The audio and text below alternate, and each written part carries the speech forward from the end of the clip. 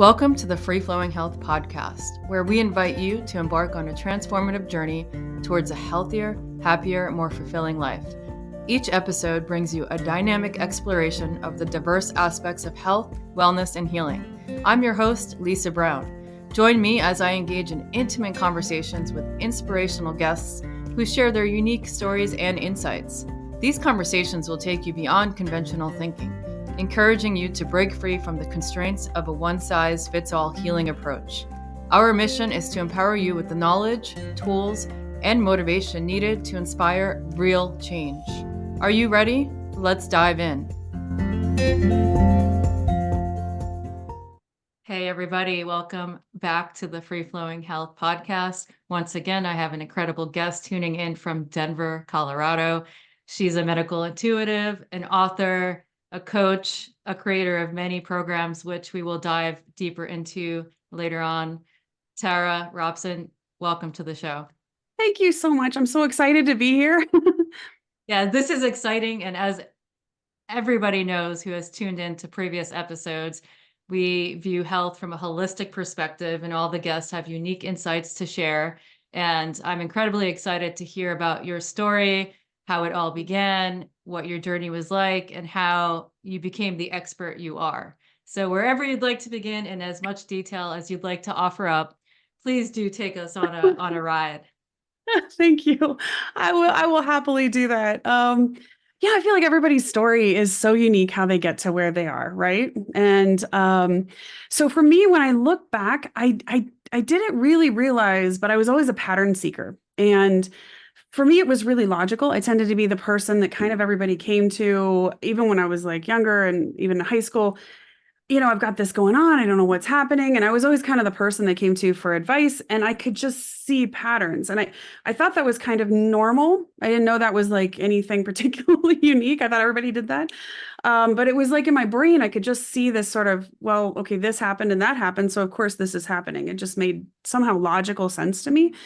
And so, then I went along doing my thing, and I ended up, I was working at a job, putting in, and this is not an exaggeration, about 100-hour weeks.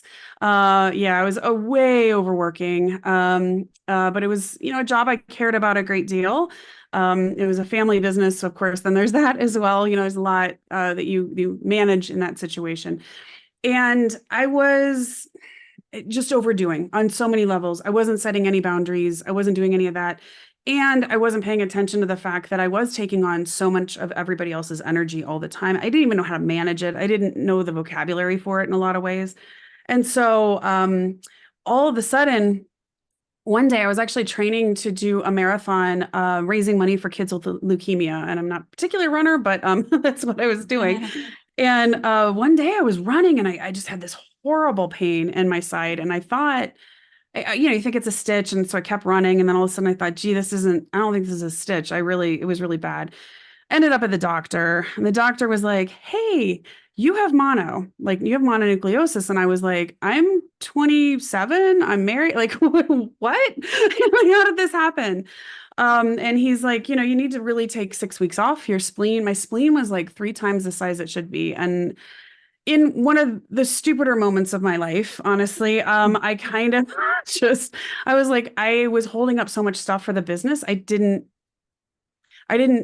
know how to stop in some ways. And I went ahead and I took, I think, a half a day off and kept working, and really not smart. So I would burn out every weekend and just end up in the, curled up in the fetal position a lot. And so eventually what happened was I was so exhausted when I went back to the doctor. He was like, well, now it's chronic fatigue. And I was like, what?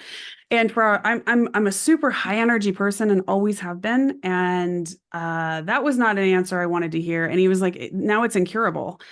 And thankfully, I'm not great with authority. So I was like, okay, that was the thing that, how you have those moments in your life where somebody says something to you and it's the thing that lights the fire under you. And I thought, heck no, this is not going to be incurable. This is not my life. This cannot be. And so I started listening closely to the words I was actually using with the doctor and with others to describe how I was feeling. And I kept saying, my circuits are blown. my circuits are blown.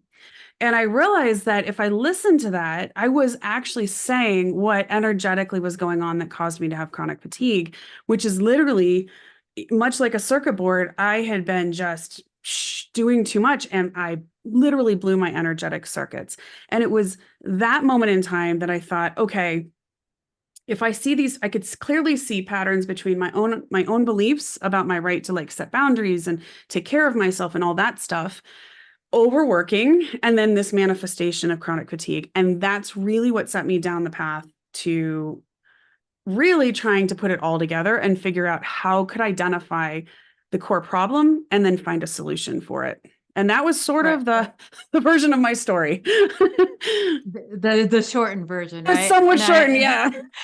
I know that people listening to this can relate between, like, especially for women with motherhood and then either trying to run a business or grow their career and giving so much to so many people, maybe not being able to set boundaries with themselves or others, being a chronic people pleaser and unable to take time to fill up their own cups. And more often than not, and what this whole episode is about, some kind of dis-ease within the body or chronic illness will appear, sometimes just as a soft whisper before it becomes a really loud knock. And like in your case, that was the moment of awakening, which sent you off on this path to greater self-discovery to understand what was happening within the body. So now you've aligned with your passion to help people uncover what these messages mean, because ultimately, again, from a holistic approach, we're energetic, mental, spiritual, physical being. So a large part of your work and what you have, set out to do as a mission is to help people uncover what these chronic illnesses and these diseases have to offer in the way of communication and messages. So Indeed. can you, talk a little bit about how that information came to be? How Yeah. did you develop your system? Yeah, absolutely. And I think you just made a really good point there because uh, pain and disease can be awful. It's terrible. It's not fun. Nobody wants to be sick. Nobody wants to feel like that. In that particular case, it also ended up being a gift because it was the Hmm. thing that made me stop and go, wait a minute. I knew there was something inside me. Like from the time I was a little kid, I was like, I know there's something I'm supposed to do in this world. And I think maybe a lot of people feel that way and they don't know how to find it. And for me, my path was through this disease. And so at that point, what I did honestly was, so I'm a person that once I get a question in my head, I can't let it go. I don't know if you feel that Yep. way, but like I get a question and my husband calls me the nutty professor because I just can't. It's like I can't stop. It's just the way I can't. I have to answer it, right? So my question was, I noticed some patterns, right? Why do bad things happen to good people, right? That doesn't make any sense. Why do people have one area of their life where everything's fine and one area of their body where everything's great, and then this other area they have nothing but negative patterns again and again? Like they picked the wrong person to date over and over again. They have the same bad boss over and over again, right? That drove me nuts. And then what was the connection to how disease manifested? Like those things drove me nuts. Literally kept me awake at night. No joke. My husband would find me with like the pen behind my ear and like poring over like a psychology thing, and it's just like 3 a.m. and I'm like asleep drooling on it. It was driving me crazy. So I literally grabbed everything that I could think of that might have a nugget of truth that maybe I could find connections. And so it was everything from like, world religion to philosophy to psychology to anatomy and physiology to energetic medicine.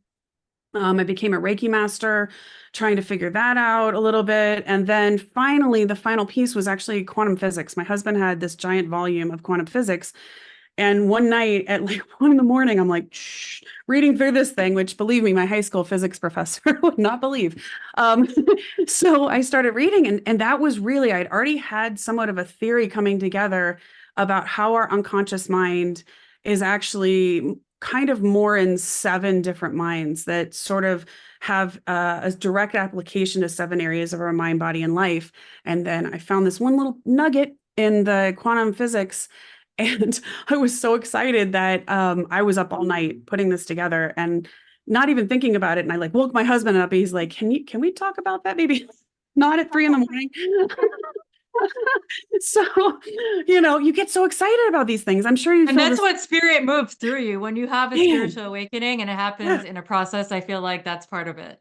it's completely part of it, right? And Yes, suddenly it's yeah. like you get zapped with it and you don't know what time it is. And you don't know, like, you're just like, I have to get this out. So that's really what happened. And it was at that point that I realized that we do have essentially kind of like seven different parts of our minds that have house unconscious beliefs in seven sort of frequency bands, I'll call them. And they have direct application to seven areas of our body and seven areas of our life. And so when you can pinpoint the underlying belief in each of those areas, that might be out of the flow, as I call it, and usually it's only one or two that are out of the flow, then you can really identify the underlying belief, how that's manifesting in the body, and then how to fix it. And that was the like boom moment in my brain. So So then what did your healing journey look like from that point? You dove yeah. in deep, you did the research, you came to these conclusions. So what was the time frame and what did you have to shift in your reality in order to find that healing? Yeah, that's such a good question. Yeah, so some of the chronic fatigue had somewhat healed in my passion for going after this answer. You know, how you have a sense of purpose. I think sometimes Mhm. that somewhat heals. I did leave the job I was in. We actually moved to Florida at that point and from Ohio.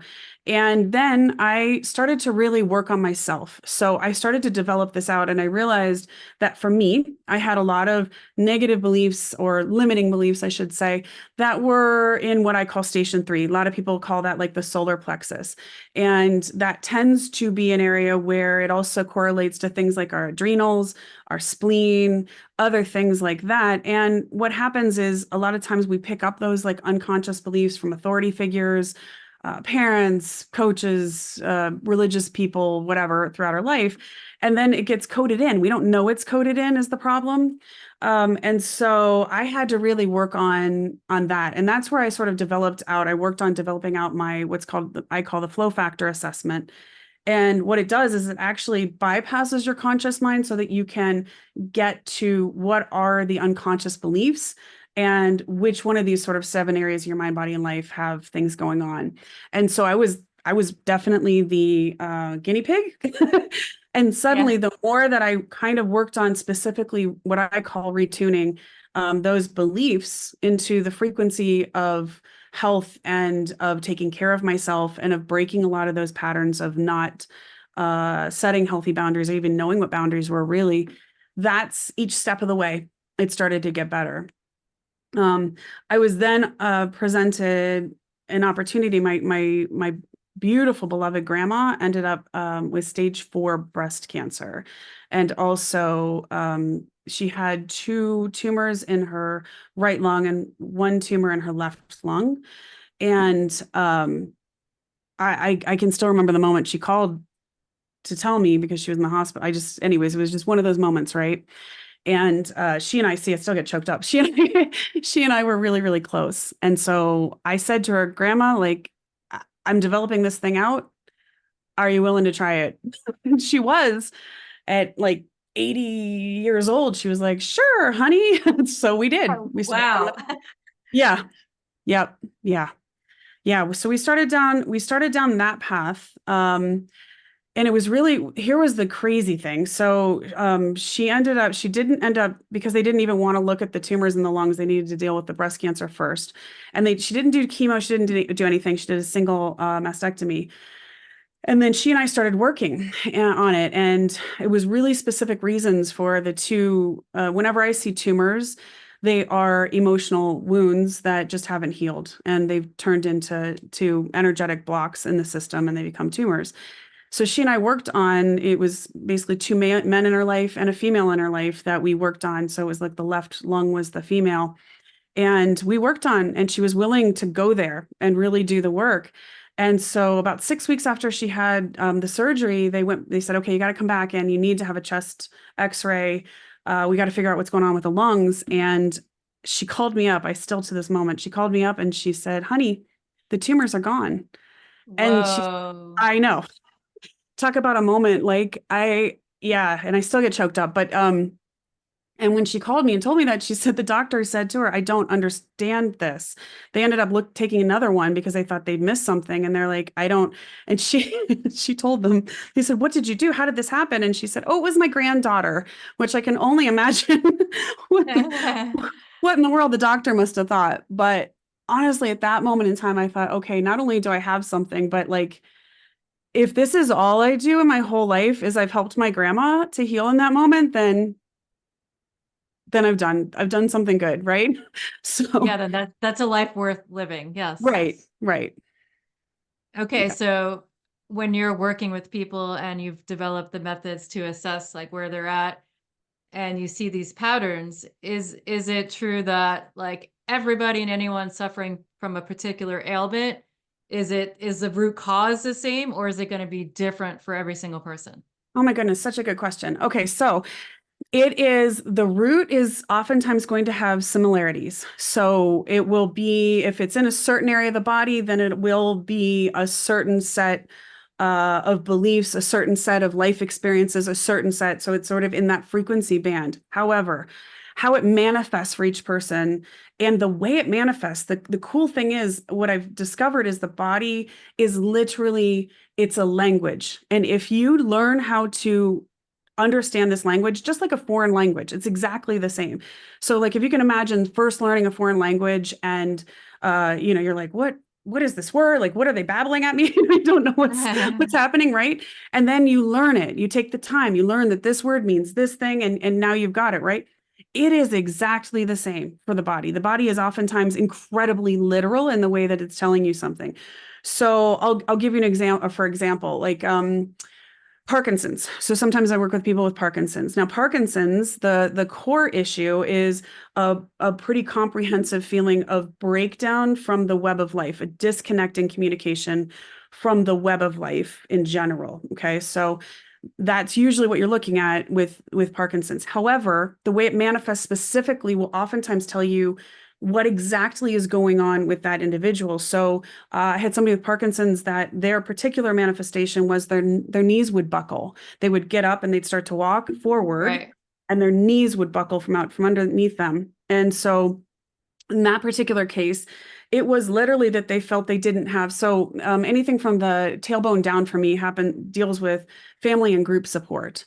And so with the knees buckling, it was the body's way of saying, I feel like I'm kind of having my knees taken out, or I'm having lack of support from family and groups around me. And in fact, that's exactly what was happening for that particular individual. So that's how literal it can be. So to answer your question, yes, it's one generally common root cause. And then there's how is this showing up exactly for the person? And it's specific. I can't even tell you the number of times I'm actually stunned after doing this for 15, 16, 17 years, something like that. I still am stunned every time how literal it is. It's that Yeah, like, wow. I'm getting chills right now. And as you know, as a health conscious chef and lifestyle coach, I work with people with all sorts of, chronic illnesses, disease, in particular, lots of cancer patients hire me, and I'd love to send them your way to even get that deeper assessment. Of course, they're checking in with their medical professionals, Yes, yes, following yes. specific protocols and all of that. So something like, let's just say cancer, and we can dive into specific types if that's helpful, but it just with the overarching view, since a lot of people, I think it's 1 in 4 now, are going to get cancer at some point in their life, and we all have cancer cells within our system and can make obviously certain life choices to turn on or off those genetic capacity so it doesn't proliferate and cause an issue. So that being said, if we just take the word cancer, what comes to mind, or what can you tell us about that? Yeah, absolutely. And you're right. Cancer is such a huge thing. I actually do a lot of work with cancer patients myself, and cancer support communities myself, because it's again, talk about what a scary thing to get diagnosed with, right? And yet how common it is. So cancer itself, depending again how it shows up, it tends to be emotional wounds in the body that have festered and are now manifesting in this thing. Now, depending on where it shows up. So I'll give you a couple examples. So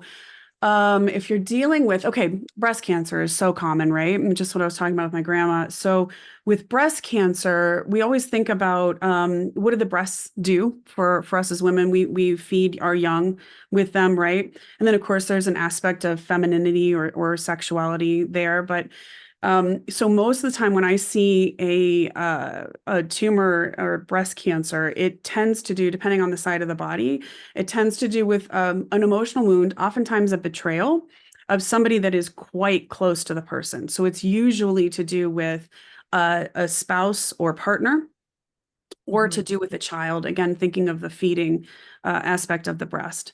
So I'll give you a quick example. I had somebody who came to a retreat a while ago, and she had gone through and gotten out of quite an abusive marriage, and she developed breast cancer.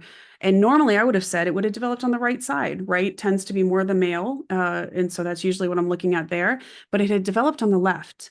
And when we talked about it, what actually happened was she was actually healed from getting through the divorce, but he had convinced the daughter that she was the bad person and she had lost the relationship at that point. It was a betrayal and an emotional wound of the loss of her daughter.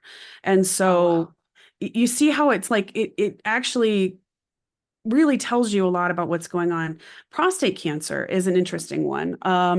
Prostate cancer. So whenever we look at like the prostate and its function, so one of the things I talk about is always look at like the function of what it is. It'll oftentimes tell you a little bit about what's up. So the prostate is important in being able for a man to be able to sort of spread his seed into the world. And so to proliferate and have that male energy, right? And so when you look at prostate cancer, I'm usually looking at someone who has felt like they've been somewhat emasculated in their ability to take that male action. I will see prostate cancer quite a bit in people who have been forced to retire, have just retired, because for men, there's such an identity of, part of their masculinity tends to be tied up in that, in their job and their work. And so, or like if, some component, or if it's like a divorce type of thing, I've seen prostate cancer where it's been a very surprising divorce for the person, and they feel a loss again of masculinity and emasculization. So that's an emotional wound. So again, cancer, tumor usually is an emotional wound, and that's what it's relating to. So that's a couple of kind of, and so it's just, where does it show up? We'll tell you a ton. And then generally speaking, you're looking at some emotional wounds that have not been dealt with. So From personal experience, my mother passed away from lung cancer that had metastasized to her brain. And then my father, stage 4 bladder cancer, so had to have his whole entire bladder removed. And then, he was only a 10% survival rate for 5 years. And he also has a stoma, a hole right in the middle of the stomach, prostate removed, irreparable hernia that was operated on like twice, and all of these different things. It's a medical anomaly actually that he's alive.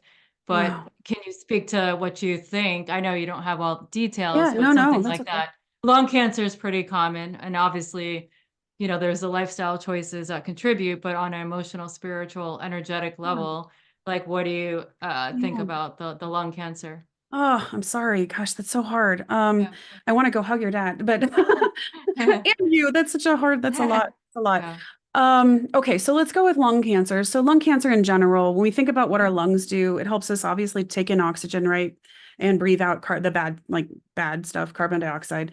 So when I see anything with the lungs, it tends to be that they feel like they couldn't breathe in fully. There's an emotional component, that there's something emotional for them that hasn't, it's squashing their ability to breathe. And it's usually an emotional wound.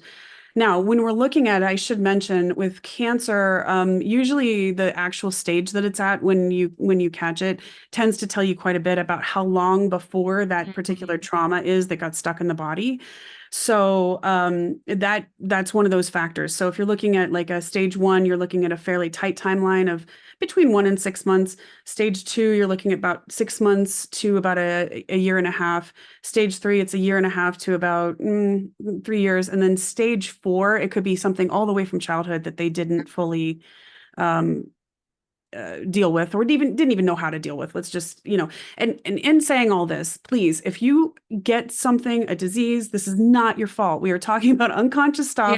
Yes. This is a soapbox issue for me, but there are people, like, I feel like, that talk about this stuff that kind of make you feel like it's not in any way regard. And if you're not healing from it, it is also not your fault. Like, let's just, there's a lot of factors here. And, I just always want to say that. But so if that's lung, I don't know if that makes any sense to you, but that's lung, generally speaking. Okay. I mean, both of them lived really harsh lives by the time they got diagnosed. Stage 4, they were kind of not spiritually evolved, not open, not able to deal with all of the traumas, and kind of passed all of that down. And I'm the breaker of the cyclic abuse and the, all of the negativity that they were forced to endure and not be able to process, if that makes sense, not to go like too deep into it.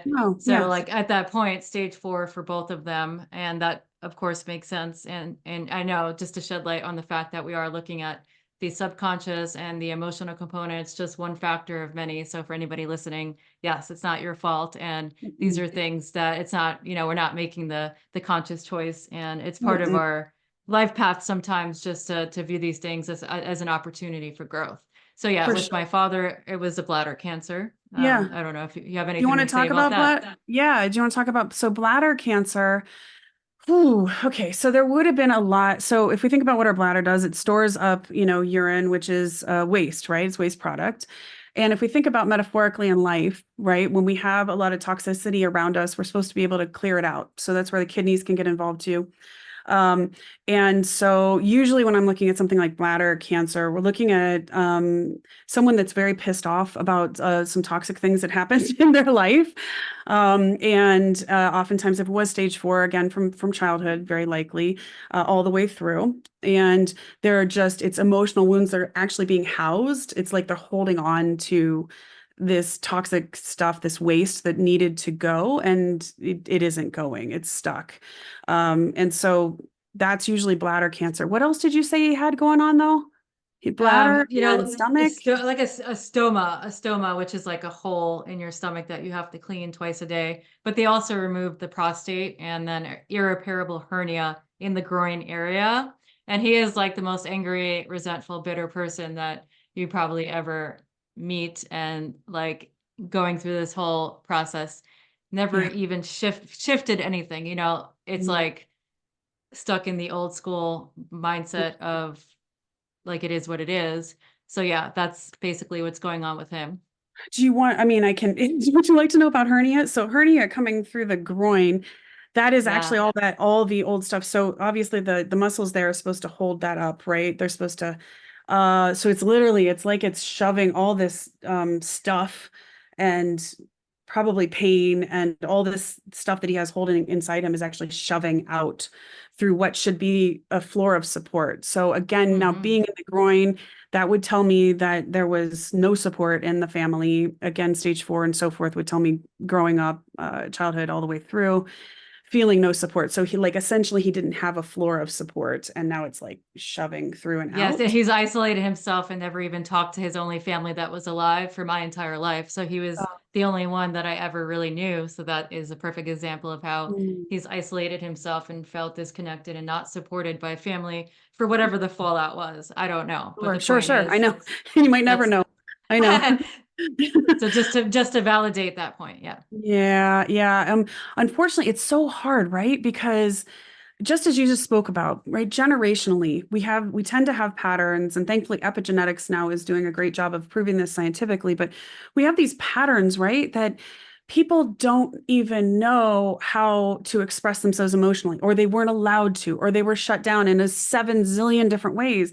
And the problem is that if we aren't able to bring awareness to the emotions, and we don't know how to express them safely, how to deal with these things, they come out one way or another. So whenever I'm dealing with disease, whatever disease it is, your body it starts to kind of like raise its hand, because it's like, I need to clear some of this stuff.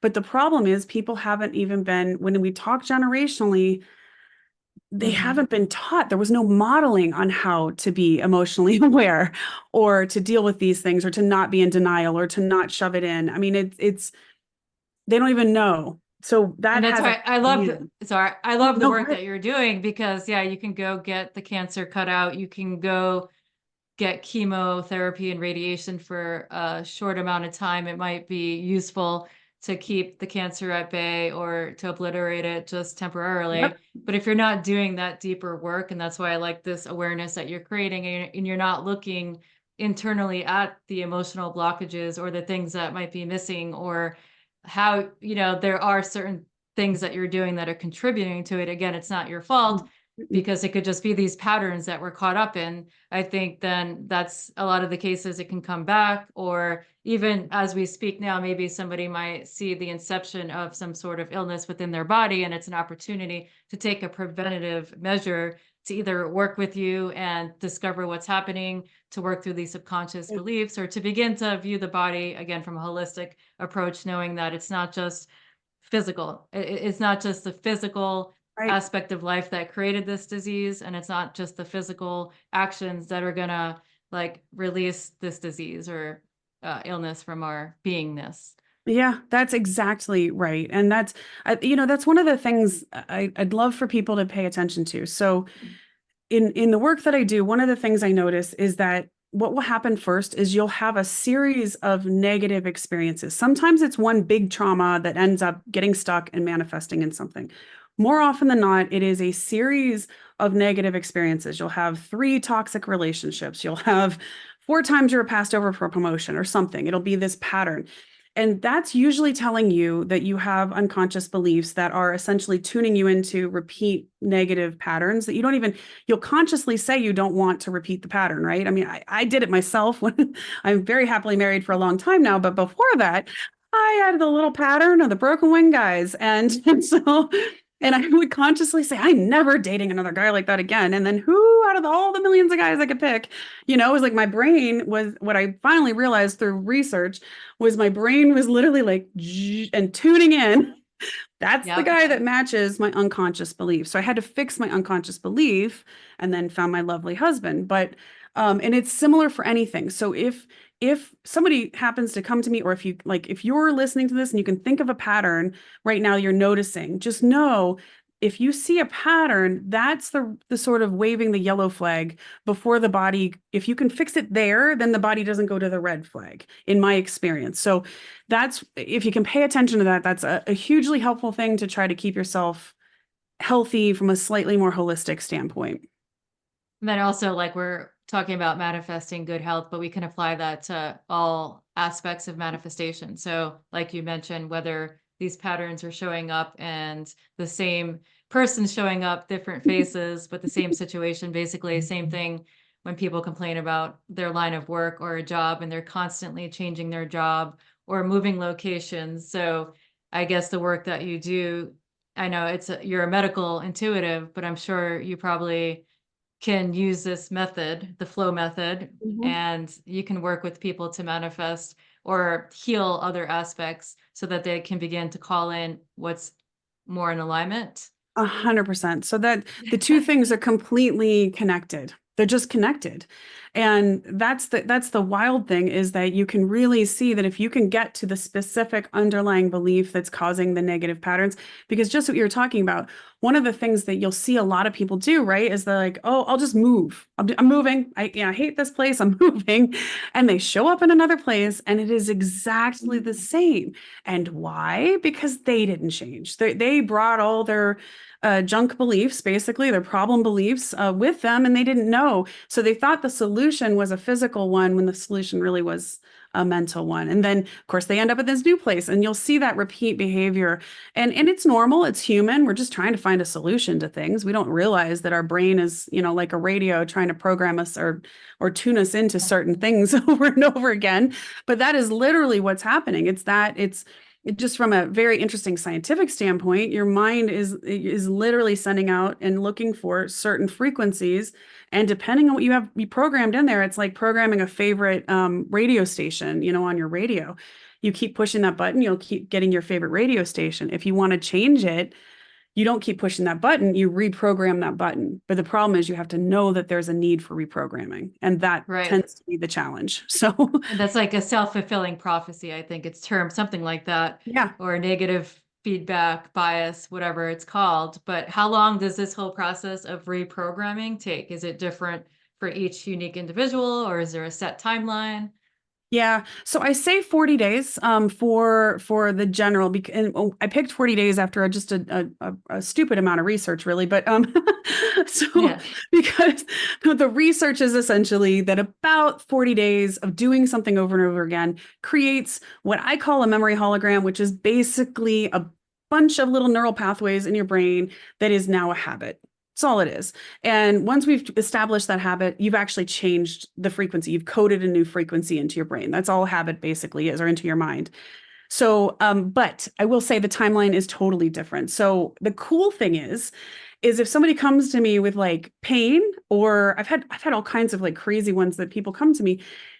The thing is, when the body is coming with something like pain, and you've got pain going on, it is really, I always want you to think of when your body starts manifesting something, that it's like a little kid who knows the answer in school, right? And they're sitting there and and they're trying to raise their hand, and then they get louder and they get louder and they're raising their hand and they're like like just waving like crazy to try to get the teacher to pay attention. And the second the teacher actually listens to them, everything settles. The same thing tends to be true with pain or disease in your body. Think of it like that. Your body is trying desperately to tell you something. So it might start out at a pain level of 2, and you keep going, and it goes to a 4. And there it's raising its hand a little more, and a 5 and a 6. And suddenly it's at like 9. And it's that kid.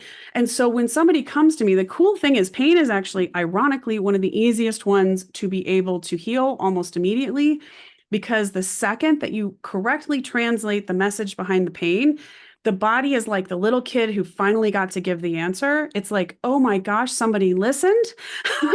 And then it goes, whew. And you just literally, I will usually know that I have translated it correctly when somebody comes to me in really bad pain. I've had people who couldn't sit up because they're low back pain. They would literally be talking to me on Zoom, like laying in their bed.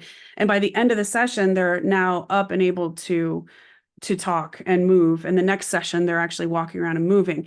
And that will tell me that we've gotten the right translation, because the body settles. Now, does that mean it's totally healed? No, it's not totally healed, right? We still have to deal with that unconscious programming. We still have to get that out of there. We still have to heal maybe old traumas and memories that are stuck in the system. And we still have to do all that. But that will at least give you that indication.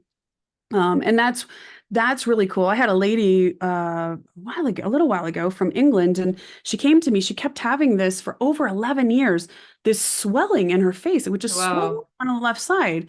And we were able to quickly translate it, that basically she had been shut down as a child in being able to ever speak. And it was by her mom and her grandma, who were kind of, again, the generational abusive stuff. And so then she would get, and we noticed, I said, I think the trigger is you're in situations where you now can't express yourself. And so it's like swelling up here. Everything you want to say is literally swelling out the side. And by the end of the session, I kid you not, like it was completely gone. She's like, look, are you looking at this? And then I was like, okay, but still we have some, like let's make sure. About a week later, she sent me a thing back, and she's like, it's not coming back. I know I gave her a bunch of stuff to do and so forth. But that's how cool it is. The body just wants to be listened to, seriously. And then it'll oftentimes respond by this like almost sigh of relief when it gets listened to. And as you're speaking, I'm like, it's almost like you're granting permission to that person to begin to listen to the message and finally let it go, even if that's just like the starting point. So while we're on the topic of pain, I'll just be open and real for a moment. I'm not dealing with any health issues currently, but I accept for that once a month, the menstrual pain is extremely over the top, and the heavy bleeding and all of that. And maybe some women listening to this can relate to that. I'm in my late 30s at this point, and it's something I've dealt with since I've been at the age of having to go through periods. So what would you say to something like that? Yeah, so I can relate to that. I also had Mhm. it. Okay. So, right off the bat, so when we look at what is our like womb, what is our uterus, right? And a lot of it is each month we are bringing in a bunch of stuff for nourishment. When I look at it, it has to do with our being able to create. So that doesn't mean just a physical baby. It means birthing a book or a podcast or any of the many things maybe you want to create in your life.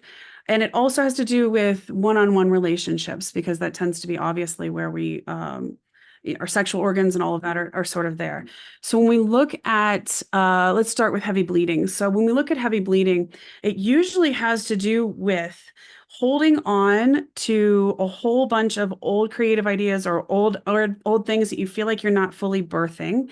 And so the lining's extra thick because it's all there and you don't really want to let go of maybe some of those things and or maybe you don't know which ones you should be birthing. It's that kind of a thing where it's really holding on to it. And I'm only saying because I also did this. I think when we're creative people and holistic people, we can have a lot of things going on at once. Oh yeah. Yep. And the pain, when you get the pain, is it like a really like gripping or seizing pain? Yeah, and it's like, in the lower back area, it's in Okay. the belly, it's in the pelvic area, and it just like takes total control Yeah. of my life in that Okay. moment. Yeah, yeah, no, it's horrible. I know.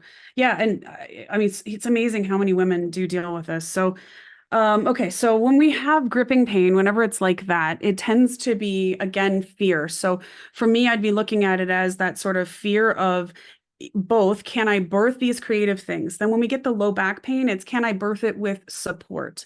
Can I Hmm. have support for my creations. Now, I would tie in maybe one-on-one relationships as well there of like getting support from individuals in your life as well, one-on-one people for create, like to create. I would say there's probably a component there, quite honestly, on that one. So, yeah, when you're looking at that and gripping in the front and it's probably stopping you in your tracks a little bit when it happens, are you like, I how, will how say that I will say that like in my everyday life, I do deal with a lot of underlying fear and anxiety when it comes to a lot of different things. I don't know if that is connected. So even like beyond just creating, I think there's just a lot in there that I need to work on releasing and just, like I know that's what I'm housing internally.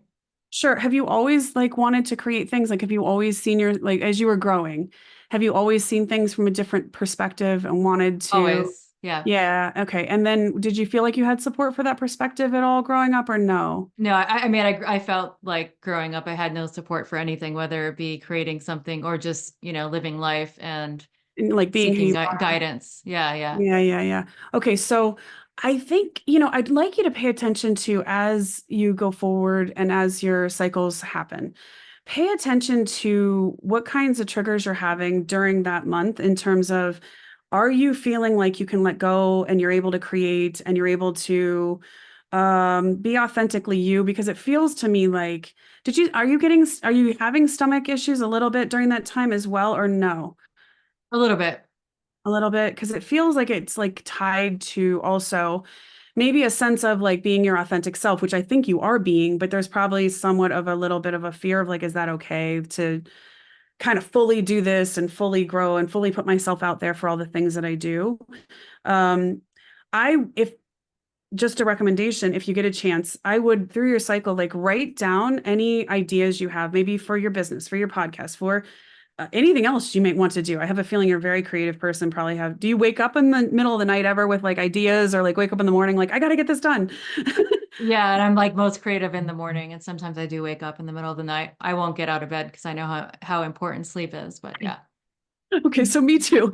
So I would recommend though, if you can, keep like a log of like your creative ideas. And then really, if there's ones that you feel like at this point in time that you really want to let go, one of the great things to do is maybe around your cycle or just before your cycle kind of thing, or before your period kind of thing. If you can actually do a little bit of a ritual of letting those things go. You can even like write them down and say, okay, I am ready to let these go. I am ready to release these. I know that if this is meant for me, it'll come back to me, or whatever it is that you need to say. It doesn't matter. And you can either, like burn those, rip them up, let them go, however you would want to do that. You live in a beautiful place. You could go out to the ocean and just imagine you're actually releasing them into the ocean kind of thing. That might help a bit, especially on the thickening of the lining and maybe the heavy bleeding that comes along with that. Just take a look at it. And I would also recommend that you use what I call them retuning statements, because they kind of have to be specific. That's why affirmations sometimes don't work, because if they're not specific to what's going on, they're not like canceling out the old belief. I would go with I see an easy ebb and flow of creation in my life, and I would go with I am supported in all ways in all my creative endeavors, something like that. Or you can add in business, you can add in that. Because with the low back involvement, I would really want that support type of approach there, because I think that's what's coming to the fruition in the cycle is like, oh my God, and the support kind of isn't there. And then you kind of get going again, and then it's like, oh, kind of thing. So those would be my suggestions for for the moment anyways. And then anybody listening, could they do Yeah. something similar, since that's probably Absolutely. like a common issue with a lot of women? Absolutely. It would be a very similar thing. So you just want to look at, and so whenever I talk about creation, you guys, it's always any kind of creation. So birthing a business, writing a book, birthing a podcast, birthing a baby, adopting a baby, like all those things are acts of creation. Really anything we do in this life, right? We're creating every single moment, but those are more specific parts of you that you are wanting to birth out into the world, whatever that might be, whether it's an idea or whatever. Just look at that as what's going on, and what do you need to release that maybe isn't meant to be brought to fruition for right now. Awesome. I love that. I'm going to put that, into action and see if that is helpful in any way. Can we talk a little bit about the flow method, what that looks like, and what is the process you take people through? Sure. I absolutely love it. I feel like, I think you've probably found this too, right? When you find what you get to do in the world, it's the best. So and I love yeah. to talk about the flow method on the Free Flowing Health I know, podcast, I was because like, it fits. it fits perfectly. Yeah. So the cool thing is, so the flow method, basically, you come in, you take if you're just going to go through the flow method, which you can do on like a self-study way, you take the flow factor assessment, and that literally pinpoints in which of 7 areas of your mind, body, and life you have these unconscious beliefs. It then takes you to the specific workbook section, essentially, that you need to be able to work these things out. Now, why I did that is because, one, I was sick of reading self-help books that didn't tell you how to fix something. Like you feel all inspired and you're just like, well, that's great, but how does this apply to me? I was so sick of like one size fits all, and it doesn't work. Like each of us is such an individual. It has to be really individualized for it to truly be effective. So I also, the second reason is because I'm the kind of person I open the book in the middle a lot of times and I just trust that's what I'm supposed to read. So I like things to be really efficient. So like, why work on 6 other areas of your mind, body, and life if you really just need to go to this one? Go to the one that you're having the challenges in, work there. Don't waste your time with the rest of it. So that's what that is. So it'll take you straight to it. And the second, you take a second test. That test is, I call the reality type test. All that is, it identifies how you learn in the easiest ways. So one of the things that I realized when I did my research on all of this was that obviously each of us has a sense or senses that we use most prevalently to be able to take in new information. And that's how it codes into our mind quickest. So if you think back to like when you were in school, if you were like a big old note taker, like I was, that tends to be a very visual person, you too. Like I had notebooks that were like practically a transcription of what the professor said. And I had to do that. That's how I learned. And so that tends to be a very kinetic, like a movement oriented person, as well as a sight oriented person. If I was just listening to something, it wasn't, it was in one ear literally and out the other. So, one of the things I realized was that if I was going to give people suggestions and they were only like, close your eyes and imagine this, and it wasn't a visual person, they would just see the back of their eyelids and it's not going to help them. Right? It doesn't make any sense. Yeah. Or like if I said to somebody, okay, use, lavender oil because it's relaxing, but they had an abusive parent who wore lavender oil, not relaxing, not at all, right? So it needed to be really fine-tuned to the individual to be effective and to be able to make changes in the easiest possible way. So I take people through a process of, okay, you're a sight sound person, so here's how you want to develop out your particular action plan so that you can change in the easiest ways. So you'll get specific, based on the specific unconscious beliefs that are causing the problem, you'll get specific, as I call them, retuning statements that work to totally cancel out that old belief instead of kind of missing them in your mind. And then you develop out your own personalized action plan that works in the way you work best. And that's what I love. And so it's just a lot of fun to be able to see people, to be able to kind of look at things and finally feel like they have hope on that. Yeah. Yeah. And what are the 7 aspects that you speak of? Yeah. Can you talk about them a little bit? Yeah. Absolutely. So a lot of people, if you've done yoga or anything like that, you would know the chakras. So I kind of take a little bit of an additional interpretation of the chakras, and I tie in more so the way that the mind is actually taking this stuff in. So when we look at it, if you look at like the root, so I call that station 1, and that's everything from the tailbone down. Anything that's manifesting down there, it has to do with group beliefs and dealing with family, also feeling like you're on a solid foundation and that you have support from a very foundational way. And so a lot of times you'll see issues coming up here where you're having someone like groups that go against you, or you have a lot of problems with groups. I'll have people come to me who grew up in really restrictive families, really restrictive religions. And because of that, the group was always overpowering them. And so now they have a lot of issues with being able to find balance within groups. And then sometimes also physical issues there. So that's 1. And 2, it's your hips, sexual organs, everything from kind of like the tailbone and your low back, all of that area. That has to do with anything that we are creating. So it's any acts of creation, pleasure, which a lot of people will have a ton of blocks about because of growing up in various ways. I grew up Catholic. Yeah. So it was me too. Yeah, so love perfectly fine religion, just not great with pleasure. Yeah. And things with one-on-one relationships. So where we move from our relationships with the groups, we move now to our individual relationship with people in the world and within the groups. We all have different relationships with our mom than we do our dad or sister. It's all that. So that's where you'll see a lot of times the patterns of toxic personal relationships again and again will show up there. And then as we move up into the solar plexus and core, that's what I call station 3. That's our sense of identity, our sense of self, our sense of authenticity, our root of our self-confidence, also our feeling that we're allowed to take care of ourselves. And really importantly, it's the seat of our gut instinct. And a lot of times, those of us that are very intuitive people have been taught to not listen to our gut instinct. And that can really cause problems for anyone, but very intuitive people in particular. And so that's that whole course. So kidneys, stomach, that part of the back there, pancreas, spleen, all of that tends to have BM right in there. Then we move up to the chest, shoulders, arms. That's our station 4, and it's our emotional connection to life. So this is why we'll see things like heart attacks, where people say, oh, I'm brokenhearted, and then they will literally develop something. It's because of the emotions that we hold there. So that's why lungs, breasts, and so forth tend to be really impacted in this particular area.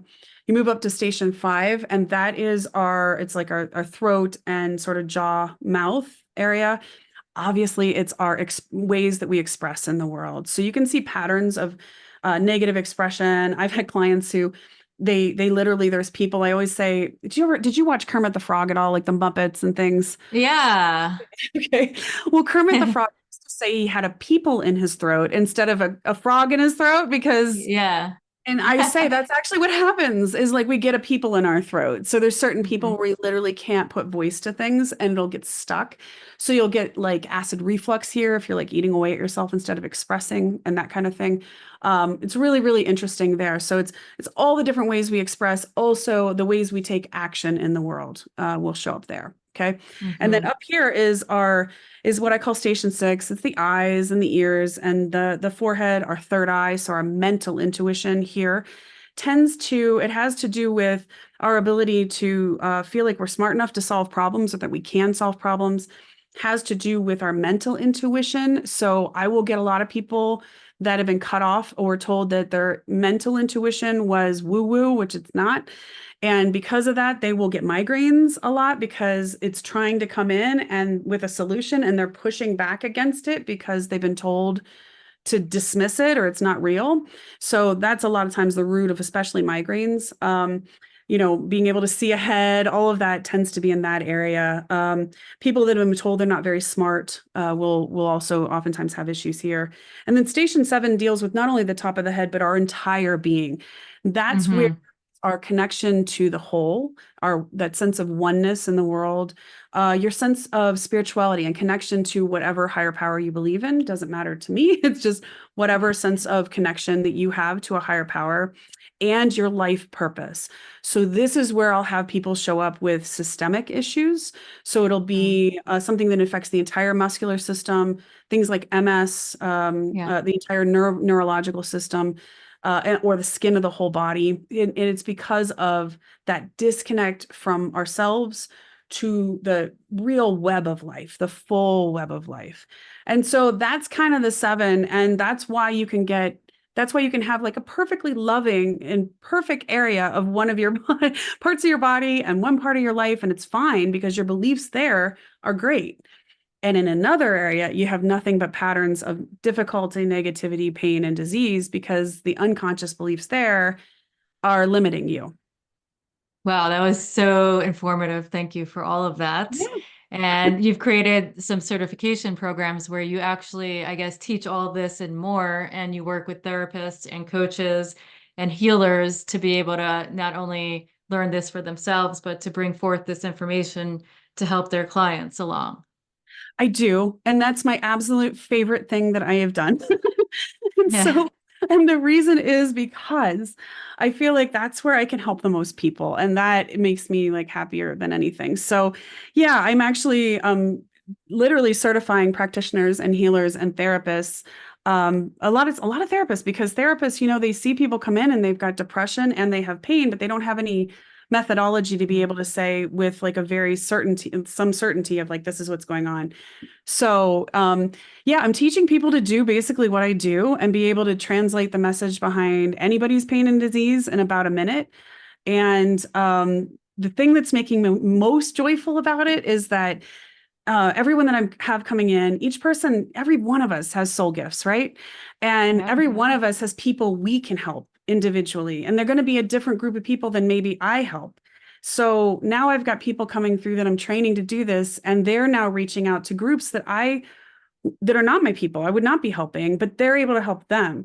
So I have like one guy who came through and certified. He's working with visionary entrepreneurs, and another is working with women in midlife, and another one's working with like trauma survivors, and another is a social worker over in Ireland. So these are all and they're able to now use their beautiful soul gifts in a way using my methodology but wrapping their soul gifts around it, which makes me beyond thrilled because they can now use it in their own beautiful ways. So it's again, I guess nothing I do is one size fits all, but it's just each person I want, they're out there shining and now they're helping more people. And you know, I'm on this mission to like heal the world, which is, I know, a big, crazy mission, but one person at a time, we can do it. So, Yeah, and your passion just seeps through, and just the way you speak so intelligently and how approachable you are, just I can see how people would be drawn to you and want to learn from you. And that thank you. ripple effect is so important when it comes to whatever your gift is and aligning with that and sharing it with the world. So I definitely thank you for offering that up. I do have a question. Does this apply to children or tweens or teens as well? Yeah, Or is this strictly for adults? absolutely. So I do teach, I personally don't usually work with kids, but I have taught parents how to help their kids with this. So, but depending on what's going on. So it's really interesting to me because again, kids are so open and they tend to absorb things a lot. So a lot of what I do with kids is, especially for those super empathetic kids, which I think, anybody that ends up in the healing world tends to be, um, Yep. yeah, we didn't get skills on how to be able to manage that emotion and pain and suffering that we were legitimately picking up from other people. And that oftentimes for kids can manifest in disease. The other thing that manifests a lot, and people, I think a lot of parents, especially for young kids, they don't realize these kids are hyper aware, very aware of the energy of the adults in their household and the energy of the house itself. And that's where you can see kids, like I'll see kids that manifest asthma, asthma all the time, all the time. It tends to be that literally the energy in their house is emotionally repressive. It's literally heavy upon the chest. They can't get a full breath in. So those are the kinds of things that I tend to try to help a parent that's coming to me you be aware of so that they can use it. I do at some point, I would love to actually create something that is specifically for kids. My own daughter is probably even more empathetic than I am, which I didn't think was possible, but I'm learning. And so my husband and I have done so many things on breaking down a lot of what I teach to help her so that when she's going into like school environments and other things, she's not picking up everybody's energy and pain and everything else and worries and anxieties all the time. And she's able to kind of be able to come out of there not exhausted. So yeah, if there's any parents out there that are dealing with empathetic kids, feel free to reach out to me. I'm more than happy to just give you free tips to help, because if we can help the kids of the world, especially the empathic, lovely little souls of the world, boy, we can change this world. So Right. And if we had this information when we were growing up, it'd oh make life a whole lot easier instead of having to undergo the consistent strep throat for myself and all of the oh things that I dealt with. yeah, I yeah. get Yeah. I don't know if you want to know a strep throat. Do you want to know a strep throat? You probably yeah, know. sure. Okay, you might Well, actually yeah. intuitively know. Well, I know that I was silenced as a kid, that my emotions weren't validated. I wasn't able to speak my truth. It was shut the fuck up, don't cry, like nobody cares and just live your life. So when I say that, like I probably had to go to a doctor like hundreds of times for it. Maybe that's an exaggeration. Right. Like, yeah, Yeah. No, everything to do with the throat. you see right there, you're already interpreting it for yourself. And that's the thing I love is like you teach people, then they're like, oh yeah, obviously. So it's and I would add to that, what ends up happening with strep throat is because it's really an infection, it is like a festering. So probably there was even things you wanted to say, even angry things you wanted to say in Mhm. that environment to try to even almost scream to let people hear you, would have been festering in there because you weren't able to have that out there. So that's an interesting one. And what you've just said, thank you for sharing that, because so many kids do show up with these repeat things. And please, if you're a parent out there, pay attention to it. Pay attention to it, because there is something going on. That kid's body is trying to tell you what they're not able to. So Yeah, I'm hoping that, through this podcast and interviewing people like yourself who have these unique perspectives, that we are able to wake up more people. And I know it's not the end all be all, but anybody listening to this, I guess, what is one piece of general advice, whether they think it's a little esoteric and woo-woo, and maybe they'll come around to it, or they're super open and they're getting those energetic signals throughout their entire body and it's lighting them up.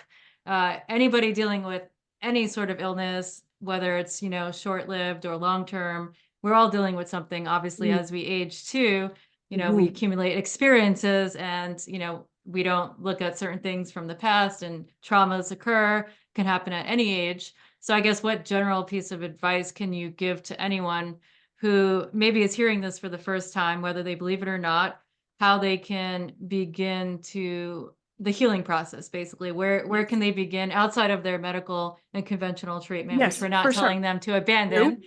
Nope. Absolutely. Like, Yeah. And I will say I actually work in tandem with doctors, and I have lots of patients going through chemo and things like that. So yeah, always listen to yourself. So my advice is, number one, become aware of your emotions. Become aware of your emotions. That is what is coming out of you. So take the time. I know it can be hard. I know people don't want to go back into painful experiences. And if they're really painful experiences, traumas, please get help to process these things. But the more on a moment by moment basis that you can bring awareness to your emotions, you will bring power to every aspect of your life. You will make your life better. You will learn things about yourself. And in tandem with that, please make sure that you're paying attention to when little pains, little things that are little annoyances, just pay attention and try to think about, gee, what's happening here? You know, this is itching. What might itching mean? Oh, I might be irritated. Am I irritated? Take a second. We all live these super busy lives, and we ignore and we push down. We learn to push this stuff down, and then the body ends up having to scream at us. And if we can just develop the practice, even if it's every day, at the end of the day, you sit down and say to yourself, how did I feel today? What things upset me? What things brought me joy?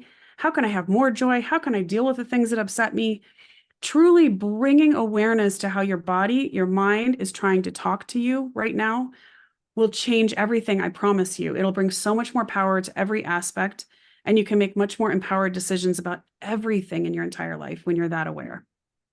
yeah, especially if the patterns are consistently repeating. So Yep. it's a great idea too, to bring in an intuitive, a coach, an expert to help lift the veil and let you see things from a outside Sure. perspective, because we're limited sometimes. We Okay, all second are. to last, yeah. Second to last question, before Sure. you tell people how they can find you and all that good stuff, I like to ask everybody, when you hear the term free flowing health, what does it mean to you? So free flowing health, first off, I love it, which is why I ended up applying to be on the Yeah. podcast. Um, free flowing health for me really is about, in a lot of ways, what I just talked about, that we are able to bring our awareness to such a place, and we bring our knowledge and our honor for what our bodies and minds and emotions are trying to tell us, that now life becomes so much easier. And we are healthy in all areas, not just our bodies. We're healthy in our minds, we're healthy in our emotions, and it becomes easier. I think a lot of health issues are really about the ways that we are feeling constrained. We're literally having disease, unease in areas of our body. So when we talk about something like free flowing health, it really is about how do we get to that state where we are able to be so aware of everything that things, we're able to let go of things so much easier. We're able to stop the negative patterns. We're able to eat better, all the things that are really the priorities for us, and they all come together as one.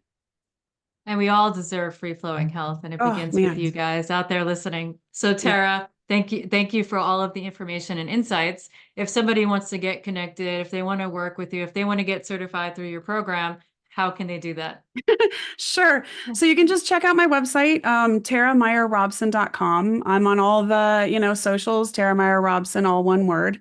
And yeah, on there, please check it out. I've got my body language program is there for people who just need help with translating what they have going on individually with pain and disease. And then my certifications are there for those of you that might want to step into and use your own empathic gifts to be able to help people heal, or to add that to your current practice. So, yep, just pop by. I love to hear from people, so feel free to send me a message too. So, thank And you you. have a YouTube channel where you I do do. lots of good fun stuff, right? I do. Yeah, I've been putting out a ton of stuff on YouTube because it's been making me really happy, because I can give a lot of information in a short period where somebody, even if they never come to actually work with me, they can get like real help to do on some aspect of what they have going on. So definitely check that out, because I really love being able to do that. And like, that's a great place for me that I can share a ton of stuff. So So everybody listening, please take advantage of the resources out there. And do you have any closing remarks before we end this episode? I just want to reflect to you, you're a wonderful interviewer and you're doing an amazing job. And thank you so much for bringing your own gifts forward and really creating this connection between so many of us that are in this holistic healing world and really being willing to look at it from so many different perspectives. I think you're going to honestly do so much good for the world. So thank you for Thank you. having me. I put the call out there, and the in alignment people that I meant to collaborate with are showing up, and it's been a beautiful process. So thank you for answering the call. And I'm sure this is not the last time that we'll be live together. Not that we're live because it's pre-recorded, but you know what I mean. So thank you. Thank you again. Thank you so much. Absolutely. Thanks for having me. Thank you so much for tuning in to the Free Flowing Health podcast. Your support means the world to us. Help us grow by leaving a positive rating and review. Make sure to subscribe, like, and share this podcast. If you'd like to stay connected, you can find me on social media at Free Flowing Health or visit my website directly, freeflowinghealth.com. Wishing you a happy, healthy, and fulfilling life. Till the next time. This podcast is intended for entertainment and informational purposes only and should not be considered legal, health, or professional advice. We are not responsible for any losses, damages, or liabilities that may arise from the use of this podcast. This podcast is not intended to replace professional or medical advice. Views and opinions expressed by the guest are those of the guests and do not necessarily reflect the view of the host or the Free Flowing Health team.